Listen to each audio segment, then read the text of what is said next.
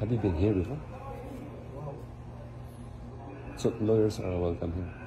Lawyers are welcome. Lawyer or wala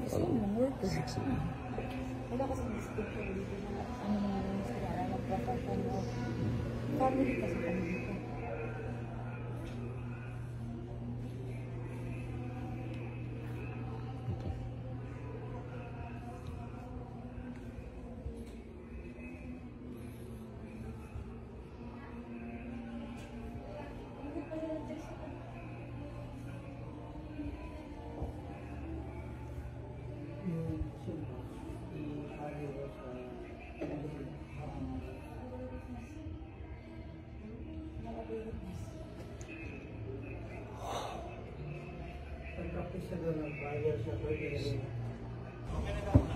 Okay na?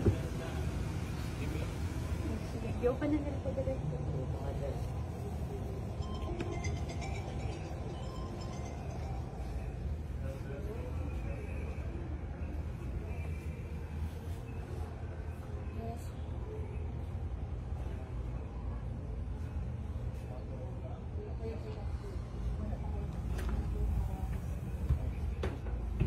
Boss, wait lang. Si Dr. Ran, ako na mag-birthday.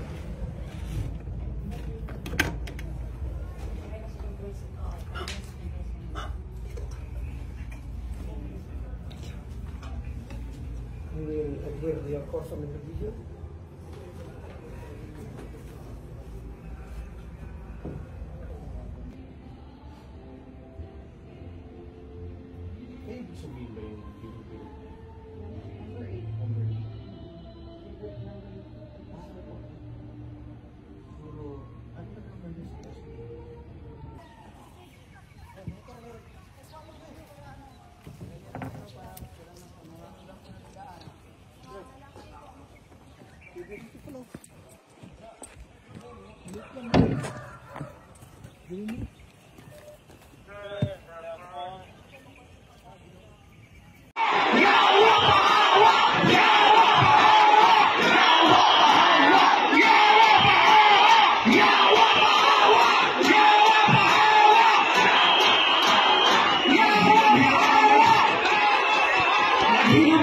At hindi namin yan isusuko. Alam ng taong bayan na itong lahat ng ginagawa nila ay illegal at wala na sa batas. Itong gobyernong ito ay isa ng lawless government sa pangunguna ni BBM, sa pangunguna ni Junior Marcos. At alam namin ang lahat ng mga kapulisan dito ay tanging biktima lamang sila ng isang namumuno na isang greed sa kapangyarihan at personal interest lamang ang iniisip para sa kanyang sarili. At alam namin at naniniwala kami na kung hindi man namin makuha ang hustisya dito sa lupa, mayroong hustisya sa langit na magbibigay sa amin at isang araw ay magliligtas sa amin mula sa pang-aapi at pang-aabuso at opresyon na ginagawa ng kasalukuyang administrasyon. Yun lamang po at sana sa mga kapulisan namin na nandito ngayon, alam ninyo na mali na ang mga sinusunod ninyo. Once and for all, sana sir, mga sir, ay manindigan din po kayo dahil ang inyong panata ay hindi po sa mga opisyal ng gobyerno.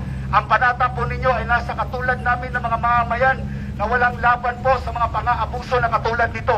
Maraming salamat po at magandang umaga sa ating lahat. Pagpalain tayo ng ating Panginoon. BBM decide! BBM decide!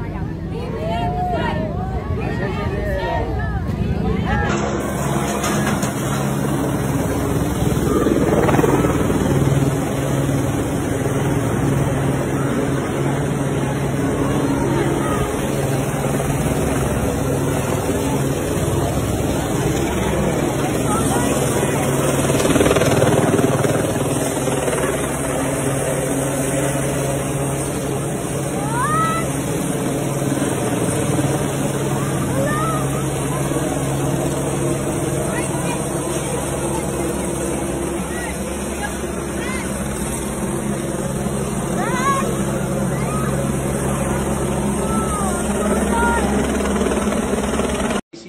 Na yung nangyayari daw pong police operations sa KOJC compound ay overkill daw po at may mga violation na po ng human rights ayon sa mga kritiko ninyo.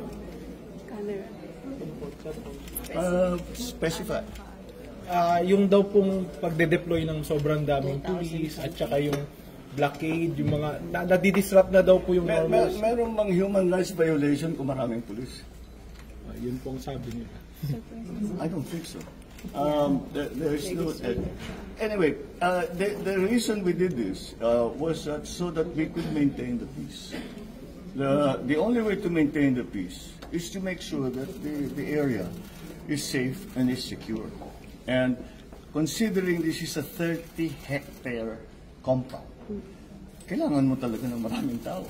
Hindi mo pwedeng gawin ito na 100 pulis.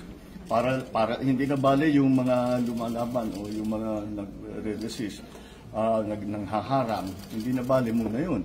Para lang yung pag-inspeksyon ng 30 hectares, kailangan mo na agad ng maraming tao.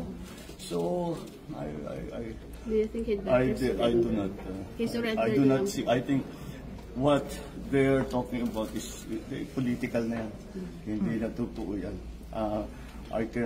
You go to any human rights advocate, there's nothing that we did. Lahat ng pumasok na pulis, hindi armado. Walang baril, kahit isa. Hindi kami gumamit ng tear gas. Wala kaming ginawang ganun. So ano yung human rights violation? Marami lang. Kung kukonti yun, mas marami pang nasaktan. Mas maraming nasaktan na supporter ng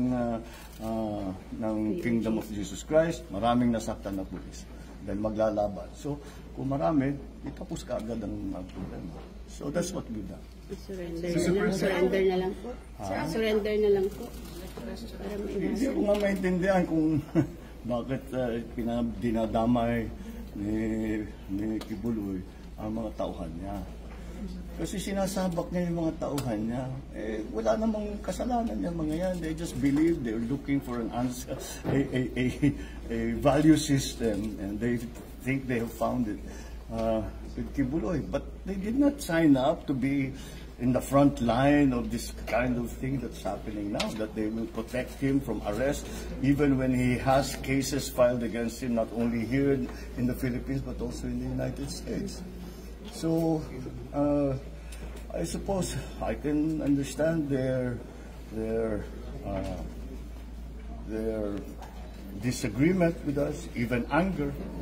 But all that the police are doing is enforcing the warrant of arrest against Apollo Kibuloy. Sir, on That's all they're doing. Sir, on Alice